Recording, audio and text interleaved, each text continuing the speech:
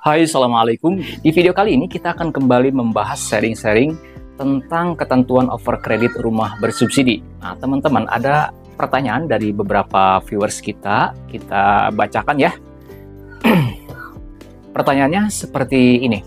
Kakak mau tanya, saya mau beli atau ambil overkredit perumahan bersubsidi. Tapi posisinya saya lagi kerja di luar negeri. Bisa nggak saya wakilkan, nyuruh teman atau keluarga saya ngurusnya? Itu bisa nggak? Nah, baik teman-teman sekalian, langsung saja kita bahas. Nanti teman-teman yang punya pengalaman boleh sharing-sharing ya, boleh berkomentar ataupun meluruskan pernyataan ataupun juga pembahasan saya.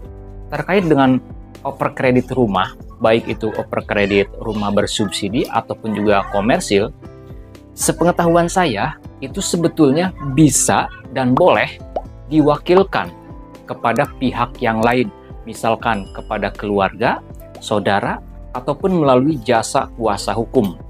Nah, ketika seseorang ingin melakukan overkredit rumah bersubsidi ataupun juga komersil, itu sebetulnya diperlukan dan diusahakan sebisa mungkin orang yang bersangkutan itu harus bisa hadir, terutama pada saat transaksi di hadapan notaris, pada saat penandatanganan perjanjian overkredit di notaris. Terlebih kalau misalkan perjanjian overkreditnya dilakukan secara resmi melalui pengajuan kepada pihak bank terlebih dahulu. Nah, overkredit rumah yang dilakukan melalui pengajuan kepada bank atau misalkan hanya di hadapan notaris saja, itu memang sangat diperlukan kehadiran para pihak yang bersangkutan, baik itu penjual secara langsung maupun pembeli secara langsung.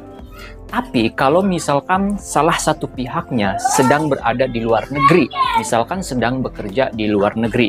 Nah, kalau kondisinya seperti itu, sepengetahuan saya boleh-boleh saja diwakilkan kepada pihak keluarganya kah, atau kepada pihak saudaranya yang lain, atau diwakilkan dan dikuasakan kepada pihak kuasa hukum, kepada konsultan hukum atau advokat. Itu bisa dengan cara membuat surat kuasa yang dilegalisir oleh Kedutaan Besar Republik Indonesia di negara yang bersangkutan tinggal. Misalkan yang bersangkutan ini ya akan membeli overkredit rumah bersubsidi di Indonesia karena misalkan ditawar nih sama saudaranya yang ada di Indonesia.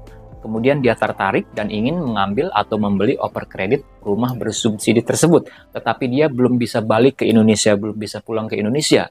Nah, caranya tadi bisa dengan menggunakan surat kuasa. Ya, surat kuasa baik itu kepada keluarganya atau kepada jasa konsultan hukum.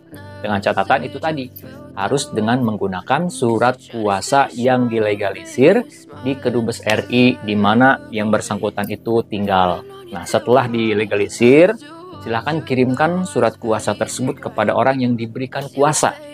Misalkan si calon pembeli overkredit ini memberikan kuasanya ini kepada kakaknya, ya, atau misalkan kepada adiknya, atau melalui kuasa hukum kepada konsultan hukum atau kepada advokat. Ya, dikirimkan ke sana ke alamat yang bersangkutan yang diberi kuasa. Kemudian setelah itu yang menerima kuasa itu bisa melakukan segala hal atau tindakan-tindakan yang berhubungan dengan proses transaksi overkredit rumah bersubsidi tersebut. Nah, itu ya teman-teman, jadi bisa dan boleh menurut saya loh, menurut saya. Tapi teman-teman yang punya pengalaman, silahkan sharing, silahkan sampaikan komentarnya di bawah video ini. Baik, sekarang kita lanjut ke pertanyaan selanjutnya. Pak mau nanya, kalau overkredit nanti angsurannya akan tetap flat atau berubah jadi komersil? Baik, terkait dengan cicilan ataupun juga angsuran yang nantinya akan dilanjutkan oleh pihak pemilik yang baru. Itu cicilannya flat atau bisa berubah sih? Itu tergantung teman-teman. Tergantung, ada kemungkinan bisa berubah, tapi setahu saya ya pada umumnya itu tidak berubah. Tapi itu semua kembali kepada kesepakatan pada saat melakukan akad perjanjian overkredit rumah tersebut. Apakah disepakati adanya perubahan besaran angsuran, besaran cicilan, atau tetap? Nah, itu semua mengacu kepada kesepakatan. Nah, setahu saya sih dalam mengamati praktek-praktek di lapangan, Itu tergantung teknis over kreditnya seperti apa. Kalau misalkan over kreditnya ini hanya di hadapan notaris saja, biasanya itu tidak akan merubah jumlah cicilan. Karena biasanya yang tertuang di dalam perjanjian over kredit yang dilakukan di hadapan notaris saja, itu hanya menyepakati bahwa segala tanggung jawab pemilik pertama itu sudah beralih kepada pihak kedua atau pihak pemilik yang baru, atau kesepakatan mengalihkan hak dan kewajiban dari pemilik pertama kepada pemilik yang baru. Nah, jadi hanya peralihan hak dan kewajiban sebagai nasabah KPR bersubsidi atau sebagai konsumen kredit rumah bersubsidi. Nah, kalau misalkan kesepakatannya hanya pengalihan kewajiban saja, pengalihan hak dan kewajiban, nah maka untuk cicilannya mengikuti apa yang sudah diangsur selama ini oleh pihak pemilik pertama. Ya, jadi untuk cicilannya ya tinggal melanjutkan saja. Tapi itu juga tergantung perjanjian si pemilik pertama ini dulu dengan pihak bank seperti apa. Apakah bunganya flat ini terus sampai cicilan terakhir, atau misalkan berjenjang, misalkan 10 tahun pertama cicilannya misalkan 1 juta, kemudian menginjak ke tahun 11 misalkan berubah 1 juta berapa. Nah, itu juga dilihat dari perjanjian antara pemilik pertama dulu dengan pihak bank pemberi atau penyalur kredit pemilikan rumah. Tapi tidak menutup kemungkinan kalau misalkan over kreditnya dilakukan melalui pengajuan kepada pihak bank secara formal, melalui pengajuan kepada pihak bank penyalur KPR bersubsidi tersebut. Yang nantinya biasanya kalau melalui pengajuan itu akan ada ya analisa dulu. Dianalisa nih calon pembeli over kredit rumah bersubsidi ini kira-kira memenuhi kriteria atau tidak. Nah, nanti kalau misalkan memenuhi kriteria, biasanya ya tidak menutup kemungkinan akan ada perubahan, adendum, poin-poin perjanjian, diantaranya misalkan poin angsuran. Ya, bisa saja ada kesepakatan untuk misalkan merubah jumlah cicilan setiap bulannya. Itu tidak menutup kemungkinan, bisa saja terjadi. Nah, kurang lebih seperti itu. Lagi-lagi saya mengundang kepada pemirsa YouTube yang udah punya pengalaman nih terkait dengan over kredit rumah bersubsidi. Nah, cicilannya ini flat sampai lunas atau ada perubahan atau seperti apa? Silahkan sampaikan komentarnya di bawah video ini. Sekarang kita lanjut ke pertanyaan yang terakhir, pertanyaan yang ketiga. Kita bahas 3 pertanyaan saja ya, karena cukup banyak ini pertanyaannya. Mudah-mudahan nanti kita ada waktu lagi untuk bisa sharing kembali. Di pertanyaan yang berikutnya, pertanyaannya seperti ini nih teman-teman. Apa resiko take over tanpa sepengetahuan penjual? Dikarenakan penjual telah keluar kota tanpa sepengetahuan pembeli dan KPR masih angsuran 1 bulan. Saya kurang begitu memahami pertanyaannya, tapi saya berasumsi bahwasannya sahabat kita ini misalkan sudah melakukan perjanjian over kredit, sudah membeli over kredit rumah dari si penjual atau si pemilik rumah pertama. Kemudian si pemilik rumah yang kedua ini dia ingin melakukan over kredit kembali. Jadi rumahnya tersebut dioperkan lagi, dioper alih lagi kepada pihak ketiga, kepada pihak pemberi yang baru lagi tanpa memberitahu pihak penjual atau pemilik pertama. Nah, apakah itu ada resikonya? Sebetulnya hal-hal seperti ini kalau menurut saya lebih baik dihindari ya.